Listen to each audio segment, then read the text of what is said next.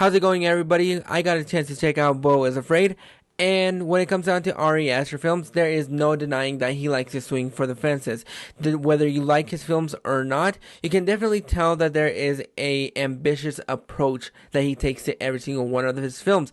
And Beau is Afraid is no exception to that rule. The film tells the story of a mild-mannered but anxiety-ridden man who confronts his darkest fears as he embarks on an epic odyssey back home following the sudden death of his mother. Now, going into this film, I went in completely blind. I didn't watch any trailers, didn't read any synopsis. I just wanted to go in to see what Ari Aster was going to bring us because, like I mentioned, he really does have a unique voice when it comes down to his films. Now, going into the positives that I have for this film, there is no denying that his cinematography for his films absolutely look breathtaking. Whether you're talking about Hereditary or you're talking about Midsummer, there is no denying that his films look beautiful, and that is no feat with this movie because it definitely does look beautiful. It definitely does look very presentable, and it just looks awe-inspiring. So this movie definitely is visually beautiful, and there is no denying when it comes down to that. And Joaquin Phoenix as the lead, we're basically following him from beginning to end from his point of view, seeing his mental state, how he reacts to everything around him. And I thought he was absolutely fantastic, and that is no understatement because he is an Oscar award winner. He delivers every single time that he's on screen, and when he is in a frantic state of mind, you definitely feel that chaos that he feels inside of his head, and you just believe with his performance. Also with Nathan Lane, he doesn't have a big role in this movie, but I thought for the most part he was fine for the role that he was given. And Amy Ryan, there was a bit of a twist that I was not expecting when it came down to their characters, but I really enjoyed them when they were on screen. And when it comes down to Ari Aster's dialogue, you definitely feel his stamp on his films, and this movie will definitely not be for everybody. But when it comes down to his writing, it's very dialogue driven, and there's really not a lot that happens that will get a lot of people very invested in his films, and that is something that happens in this film.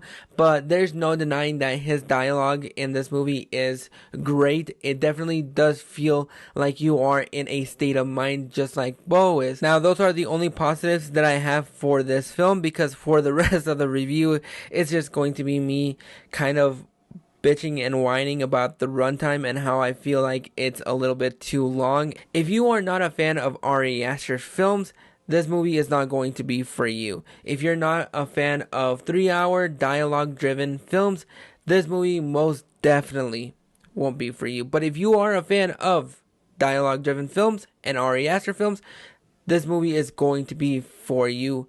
No questions about it. But when it comes down to this film, like I said at the beginning of this video, he does like to swing for the fences, and sometimes it works, Hereditary, other times it semi-works, Midsummer. This movie was one of those times where it just did not work, and that runtime is what dragged this film on for a little bit too long. There were creative choices that Ari Aster made in this movie that did not work for me at all. When it came down to his storytelling, it just did not feel cohesive. You have a fantastic hour where it's just a lot of frantic things happening to Beau, but after that first hour happens, it just feels so disconnected from the rest of the film, because what happens after that hour, it goes in a different direction, and it just did not work for me as much. Ari Aster has described this film as a 4-hour nightmare-fueled comedy. The nightmare part was there. The comedy, for me, was not there. And I am somebody that is easy to get a laugh out of. I will laugh at just about almost anything, no matter how stupid it is, even if it's a pity laugh. There was nothing funny about this movie. The comedy in this movie, or the attempted comedy that it went for, did not work for me, and that's saying a lot, mostly because people around me were laughing and having a good time. I don't know what it was about the comedy in this movie. It just did not work for me. There are moments in this movie where the scenes feel like they're being stretched out for far too long. There is a middle segment where somebody is telling a story and we see it in the point of view of Beau. And that went on for far too long. It was just dragging on and dragging on and dragging on. I get the approach that it was going for, but I just felt that at times it was just self-indulgent and it was just going absolutely nowhere. The dialogue is fantastic.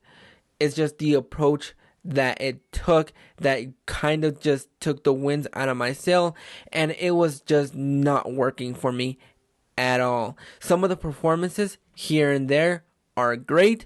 One of the performances played by Kylie Rogers, who you may know from Yellowstone. I think she is fantastic in Yellowstone.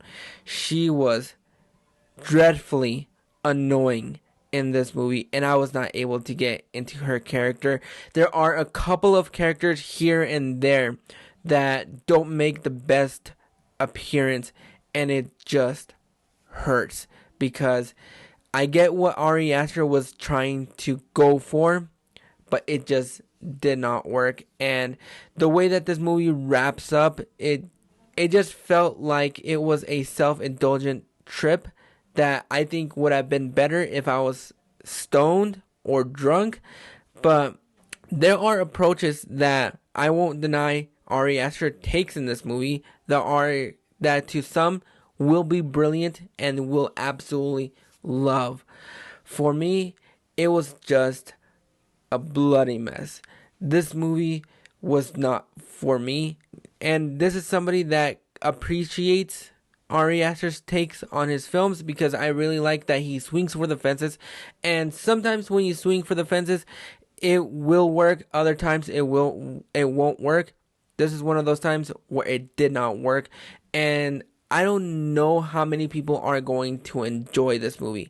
I can see how some people can enjoy this movie because there are definitely things that are unique to Ari Aster, but to me, they just felt long, drawn out, and very pretentious. There were things that I wasn't able to get into, and by the time that the credits started to roll, I just wanted to get the hell out of there. It definitely won't be for everybody. I think you just gotta check yourself when you go into this movie because it definitely will drag out for far too long. And to me, it just bored me to death. But overall, I'm going to go ahead and give Beau is Afraid a 5 out of 10. Like I said, he likes to swing for the fences. Sometimes it'll work, other times it won't.